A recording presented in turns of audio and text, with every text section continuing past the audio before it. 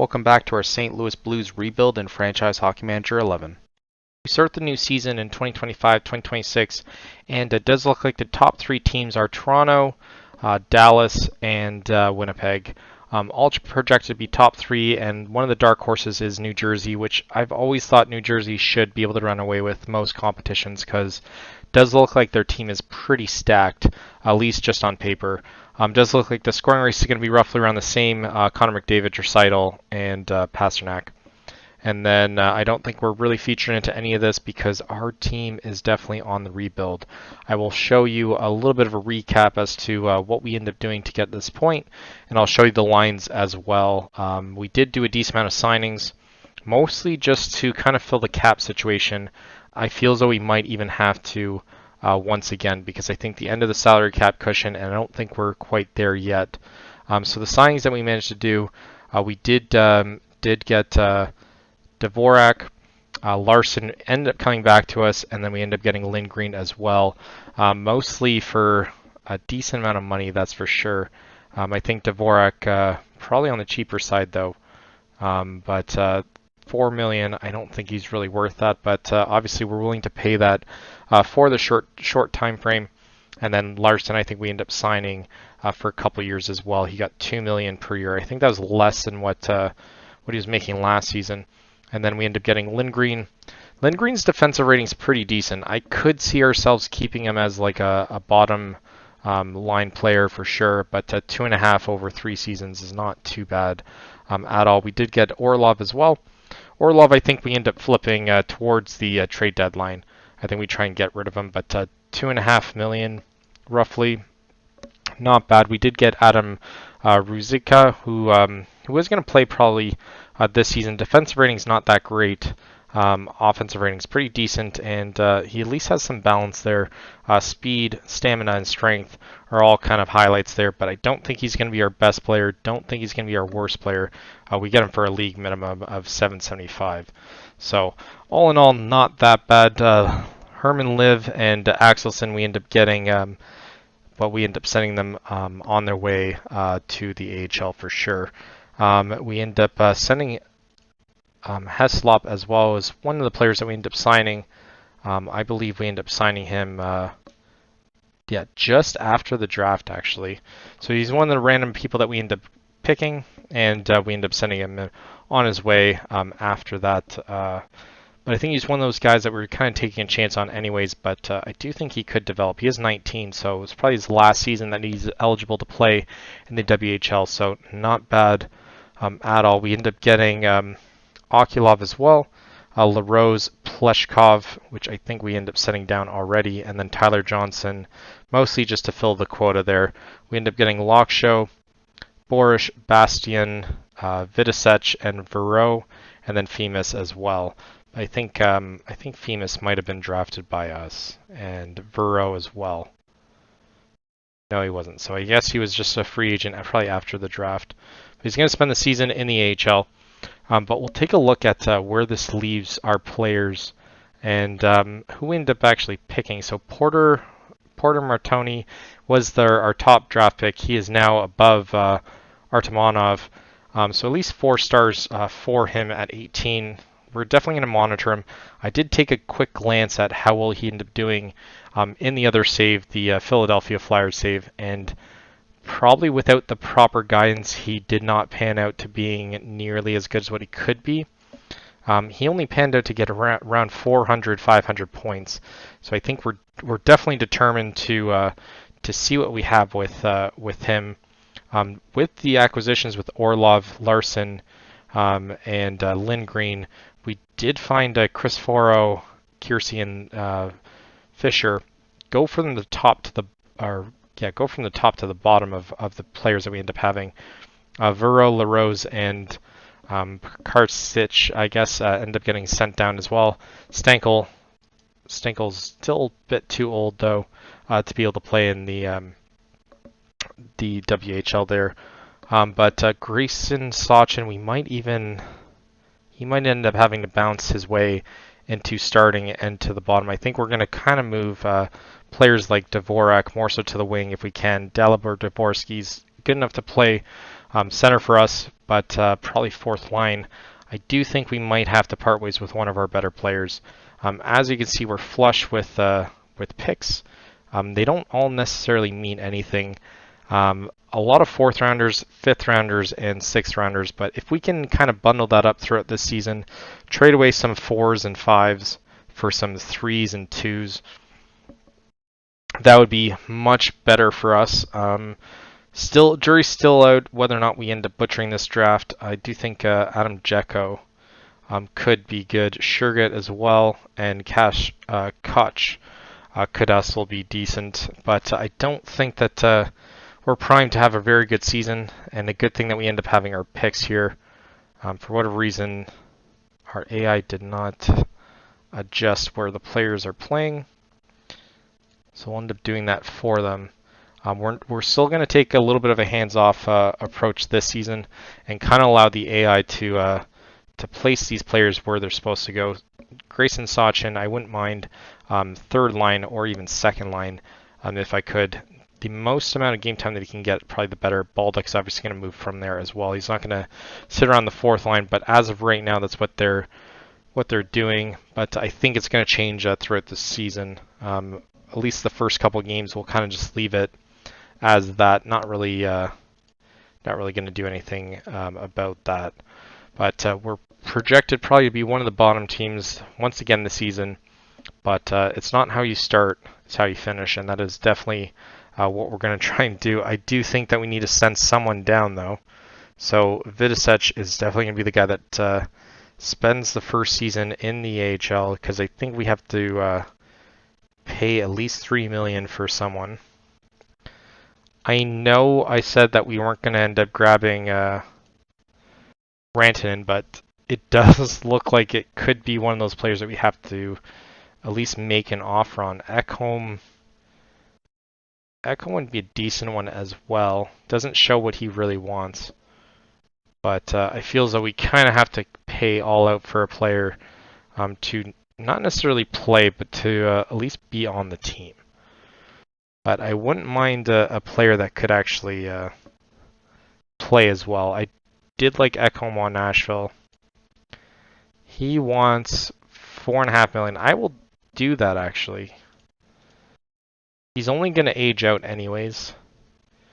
But I don't think we have to send someone down. But I'll leave him at that. I just don't want him to eat into the game time of some of our other players. Obviously, Palika, I'd rather start. So we'll kind of see where the AI would put him after. But we'll kind of leave it at that. So Ekholm signs with us. So we're above the floor at least. But we're still kind of teetering through it. So we're going to have to be very aware of that and maybe make some rash signings if we end up offloading some of our top players. I still think Shen should go. I don't know what we get for him. I don't feel as though it's going to be that much. We did see Binnington end up leaving as well for I think a second round pick after we end up trading him for a first. So the fact that we couldn't even get second for him last season does kind of irk me a little bit, that he was able to go for so high off another team as well. I think we kind of had to fight for that first rounder. Yeah, goalies are definitely not really considered to be the end-all be-all of players for sure when it comes to trade value. But we'll play this first game. We'll play the first couple ones, see how this team goes. We win the first game. Oh, dear God. So we start this off strong. Kyrou, Dvorak. Dvorak again, and Okulov and Holloway end up getting on the score sheet there. And Dvorak's already injured. Oh my God, is he one of those injury-prone players? Mild day-to-day. Yeah, he does get hurt a lot. So we'll have to kind of just accept that. It is what it is. He's going to get hurt the whole season. He's not a long-term solution by any means, but the fact that Dichow might even turn out to be a decent goalie is pretty shocking. But Dvorak already with 2 goals this season, and then probably going to miss like 2 weeks after that. So at least his average is pretty high, but still his the amount of games that he might end up playing for us is not going to be ideal. Toronto looking to trade Nylander. I don't think anyone's going to really budge for that. They've always needed defense, but never focus on that. At least we ended up losing this game 5-2. The only people that scored were Kyrou and Larson. So not bad. 1-0 to start things off, and Philadelphia actually 2-0 is pretty shocking. Kind of where we were last season, but I don't think they went into like the rebuild phase where we did. So we at least took the first season off to try and rebuild, whereas they just went straight to it, and obviously tried to compete both years in a row. So I mean, you're going to get different results for sure for that. We end up getting our second victory here in overtime. Ovechkin with 2 goals there, but Okulov, Bolduc, and Shen score. So I'm going to kind of look at the lines to see where the AI ended up moving everyone to. So Grayson Sachin's now on the bottom line. I don't like that. Dvorsky's also on the bottom line. Gauthier is also on the bottom line. I still don't know whether or not it's better for them to be on the bottom line or in the AHL. I know the level of competition is also going to be different, but I feel as though you're going to get more game time in the AHL. I just don't want to ruin these players' first season, but I still haven't kind of figured out what's the best method. I do let them sometimes sit for half the season, and then I kind of end up bringing them up intermittently. But since I don't really have any control over where these players are playing, we don't really want to take too many liberties with that. But looking at the draft class for this season, we do want as many first-round picks as we can because McKenna, Rubric do look phenomenal. Bjork, it kind of drops a little bit now, but the top 2 look like they're pretty good. Even the 32nd best is still a 3-star. But obviously that can always also change throughout it, but at least they're 1-stars to start it off for some of them. But we do want one of the top picks if we can. I think we have Edmonton Oilers picks, so the fact that they're not starting off that strong is fantastic for us, but obviously it's not going to end that way. But the fact that they did not start off too strong is great. Martoni's already a 2.5-star player. Crazy. Like I said earlier, he didn't do well in the other save, but I do think that's a lot to do with guidance. I do think that if after the season he comes up for us, he'll definitely get a shot. Shergott, 3.5, potential 4-star. He's already kind of filling out in terms of roles, which I obviously like to see. Snuggerud, not doing too great. 1.5 though. And he's already been in the system for a little while. Bolduc 2.5. Artemonov at a 2. But it does actually show us. So he is offensive, but no defense, which seems pretty prominent with a lot of Russian players for whatever reason. Obviously, we're only going to focus on our scouting. We're not really going to focus on anything else. Team morale and attendance we don't really care about. We'd rather lose all those home games if we can. We win once again, 6-5. Braden Shen making us look too good. Gauthier getting on the score sheet. Palika as well. Did have kind of a disastrous second there. But then third, Okulov scores, Thomas scores, and then Orlov scores in overtime. So we're going to have to really sacrifice in the second half of the season. Because it definitely looks like we might be a little bit better than what we first anticipated. And it is kind of crazy how it's already starting off that way. Millward looks like he got a shutout somehow, but I don't remember seeing that at all. Neighbors 6 assists so far is pretty good. But I do think this has to be the season that we end up parting ways with some of our stars, though. Because we want to do this turnaround as quickly as possible. And it only really works if we don't kill it. Oh my god, another win here. Millward gets a shutout, so already doing better than Dechow. That is crazy. Kyrou, Thomas, and Shen. I really hope we haven't found our goalie so early on. That would be wild, but does look like he might have got 2 shutouts already. At least maybe come in relief and not concede anything, but that's still wild how Millward hasn't conceded anything yet. But like I said, I don't know how many points, but the fact that we're in second currently in the Central is wild. Edmonton does pick up their first win there. And 5 games in. See, that is ridiculous. Obviously, anyone would want him. Jesus. And his contract's so friendly, too. I guess he was picked up then. He had to have been picked up. Fired on waivers, so that is crazy. There's no way Ottawa would do that. Sogar is probably going to be their future goalie for sure. Surprised to see Dylan Holloway on the bottom there. So at least we lose that one. 5-3. Kyrou, Bastien score. Kyrou's had 4 so far. Thomas has 3. So we're only looking to pad their stats just a little bit, but obviously anything in the first 2 seasons we're not really factor in as to how well they are actually. It's going to be more so after season 3 and onwards, I think. But yeah, we definitely want to be still bad this season. I do think we still managed to put a decent team together, despite having all the difficulties with it. So we do beat the last place team last season, 5-2. They're 2-5 and we're 5-2, so complete opposite sides of it. Thomas scores 2 goals, and then Ruzicka and Bastien score before Thomas. Claude Giroux is still playing. He's 37. That is... Where was he before? And how'd they acquire him? Did he just sign? Because if they traded for him, that doesn't make sense either.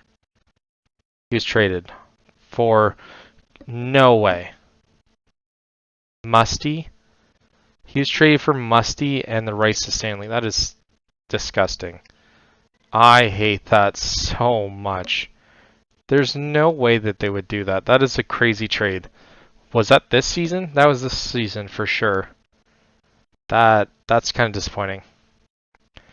And then Stanley. Stanley better be good. He's not. So that is a bogus trade for sure. So 2 crazy things that we ended up seeing so far at the beginning of the season. That is very unfortunate.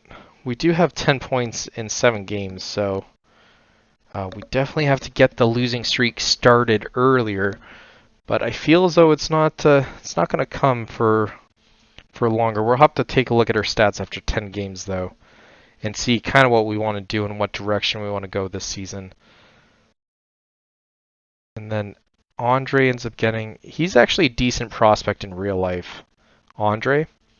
We lose 6-1 to a division team, which is good. Kyrou with the only goal. Who was in net though?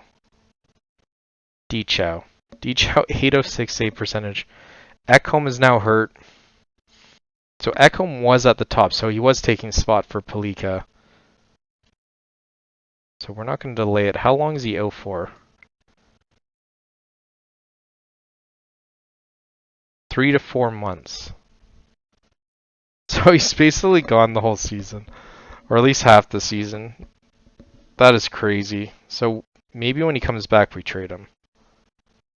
That is crazy. Only on a 1-year contract too.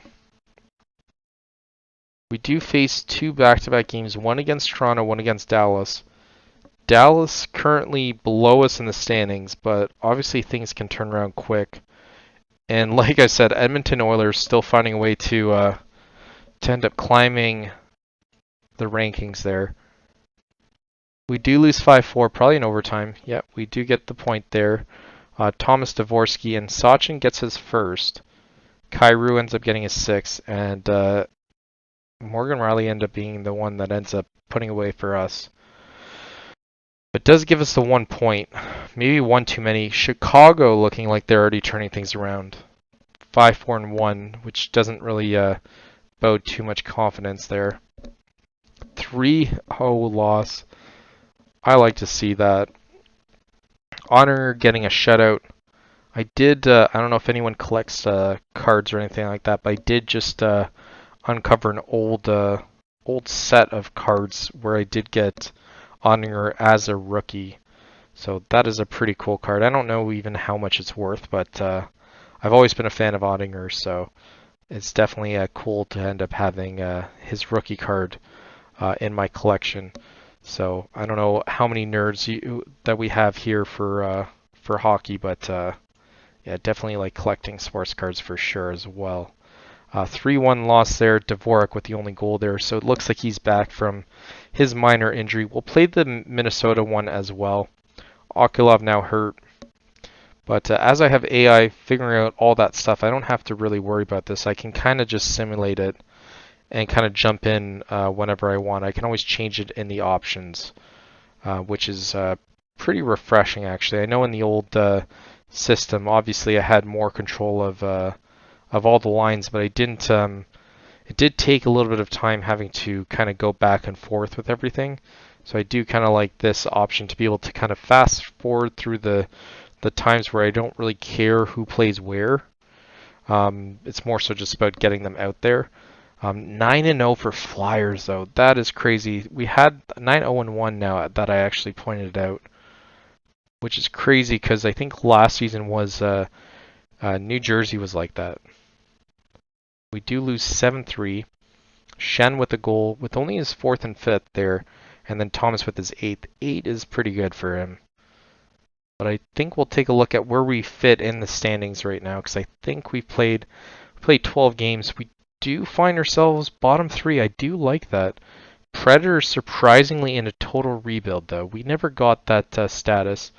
We only got the rebuild status, which means that they probably have a decent amount of picks. They have 3 first rounders. What do they have to get for that? I want them. What the hell? I gotta see these trades.